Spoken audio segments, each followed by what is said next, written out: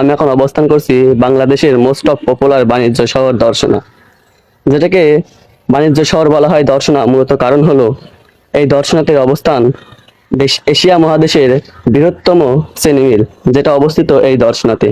আরো একটি ইন্টারেস্ট বিষয় হচ্ছে আমি এখন যে রেল স্টেশনে দাঁড়িয়ে আছি, এটা হচ্ছে ব্রিটিশ সরকার আমলে স্থাপিত করা হয় এই দর্শনা রেল লাইন, যেটা 1862 খ্রিস্টাব্দে, আজ থেকে 167 বছর আগে এই রেল লাইন স্থাপিত করা হয়।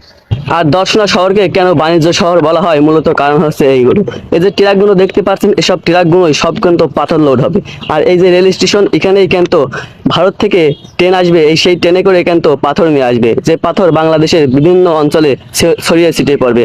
আর আমরা যেসব মূলত রাস্তাতে পাথর ব্যবহার করি, সেসব পাথরগুলো হচ্ছে ইন্ডিয়ার পাথর, কারণ এসবগুলো আসাম, ত্রিপুরা, তামিলনাড়ু এসব অঞ্চল থেকে এই পাথর আসে, রপ্তানি হয়ে থাকে। আর এই যে রেল স্টেশনটি, এটা হচ্ছে বাংলাদেশের বিভিন্ন প্রান্তে চলে যায়। এটাই বাংলাদেশের প্রথম রেলওয়ে স্টেশন, যেটা বাংলাদেশে স্থাপিত এই দর্শনা শহরে স্থাপিত হয়ে থাকে।